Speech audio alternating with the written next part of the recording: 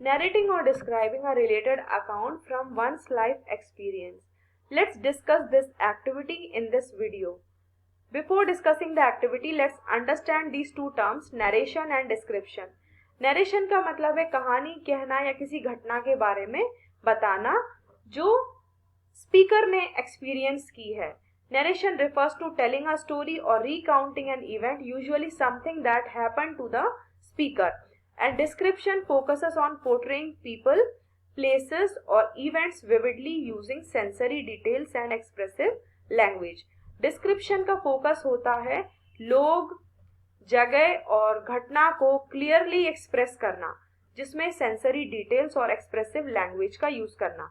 Sensory details means क्या देखा, क्या सुना, कैसा महसूस किया, और एक्सप्रेसिव लैंग्वेज मीन्स ऐसे वर्ड्स का यूज करना जिससे हम और बेहतर रूप से एक्सप्रेस कर सकें.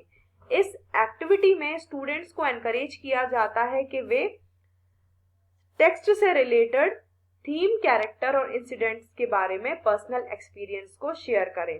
इन this activity students are encourage to narrate और describe a personal experience related to a theme, character और incident in the selected text. इसके लिए स्टोरी, ड्रामा, डिस्क्रिप्टिव पैसेज या कॉमिक स्ट्रिप का यूज करते हैं.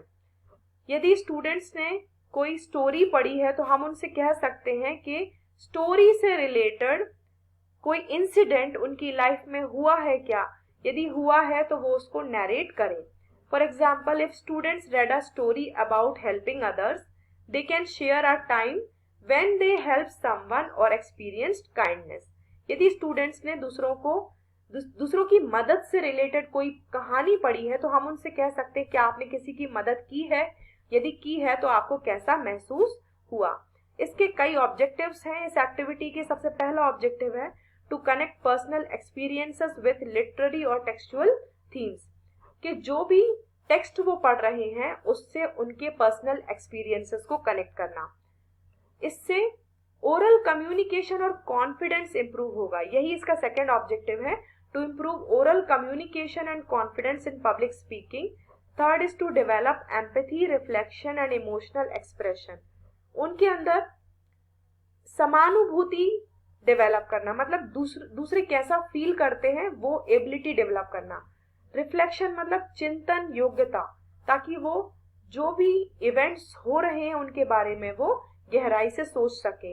एंड इमोशनल एक्सप्रेशन, ताकि वो भावात्मक रूप से स्वयं को एक्सप्रेस कर सके, अभिव्यक्त कर सके.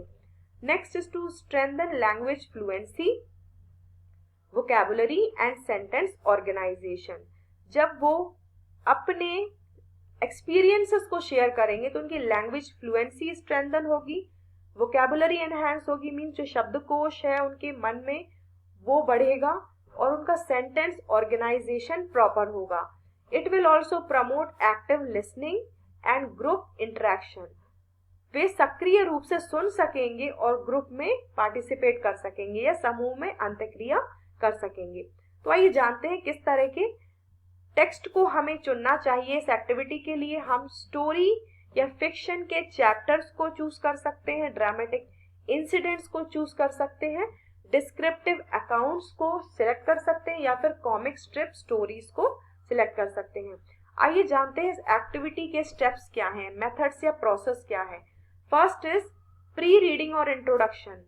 यहाँ हम टेक्स्ट को इंट्रोड्यूस करेंगे और मेन आइडिया और थीम्स को डिस्कस करेंगे और स्टूडेंट से कहेंगे कि ऐसी रियल लाइफ सिचुएशन के बारे में सोचें जो थीम से रिलेटेड है, जैसे करेज, फ्रेंडशिप, ऑनेस्टी, लॉस या टीम वर्क.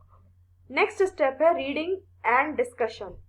यहाँ इंडिविजुअली या ग्रुप में स्टूडेंट्स से कहेंगे कि वे स्टोरी को रीड करें या पैसेज को रीड करें और उसमें से इमोशंस, कैरेक्टर्स और सिचुएशंस को पहचानें जो उनके जीवन से कनेक्टेड है. आइडेंटिफाई द इमोशंस, कैरेक्टर्स और situations that connect to students life.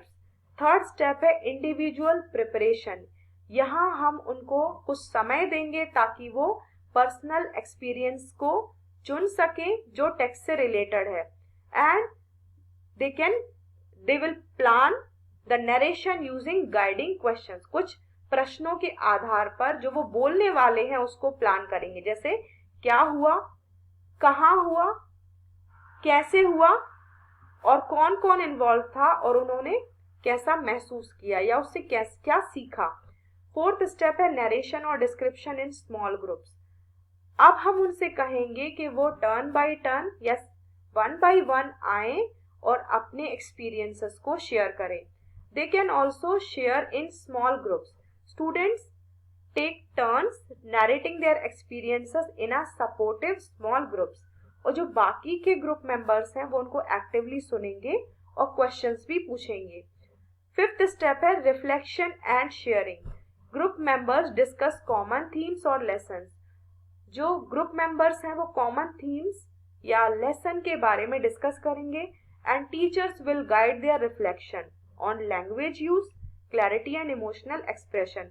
Teacher बाद में बता सकते हैं कि लैंग्वेज को किस तरह से यूज करना चाहिए, क्लैरिटी कैसे लाना चाहिए और इमोशनली किस तरह से नरेशन को एक्सप्रेस करना चाहिए। There are some strategies which we can use to make the narration और डिस्क्रिप्शन इफेक्टिव। कुछ ऐसी तकनीकें हैं जिनका इस्तेमाल करके इसको और भी हम इफेक्टिव बना सकते हैं। जैसे यूज फर्स्ट पर्सन वॉइस। वे अपने एक्सपीरियंसेस को शेयर करेंगे तो वे फर्स्ट पर्सन वॉइस में शेयर करें। जैसे मुझे ध्यान है कि ऐसी घटना मेरे जीवन में भी हुई और क्या हुई, तो इस तरह से वे बता सकते हैं। नेक्स्ट है मेंटेन सीक्वेंस, के क्रम में वो बोले, बिगनिंग मिडिल एंड, इसको फॉलो करते हुए सेंसरी डिटेल्स को इंक्लूड करें। जैसे क्या देखा, क्या सुना, कैसा महसूस हुआ और क्या सोचा। यूज एक्सप्रेशन मीन्स कहते समय टोन, पॉजेस और जेस्चर्स का ध्यान रखें ताकि नरेशन को लाइवली बना सकें। लास्ट है एनकरेज रिफ्लेक्शन, कि जो भी घटना हुई या जो भी अनुभव हुए उनसे क्या सीखा और क्या रियलाइज किया। इस एक्टिविटी में टीचर्स के कई रोल होंगे, जैसे उनको टेक्स्ट और स्टूडेंट्स के एक्सपीरियंस के बीच में कनेक्शन को बिल्ड करने में हेल्प करना है या कनेक्शन को फैसिलिटेट करना है और सपोर्टिव प्रॉम्प्ट्स का यूज करना है या प्रोवाइड करना है। Have you ever faced a situation like this? क्या आपने अपने जीवन में ऐसी सिचुएशन को फेस किया और जब ये सिचुएशन हुई तो आपको कैसा महसूस हुआ।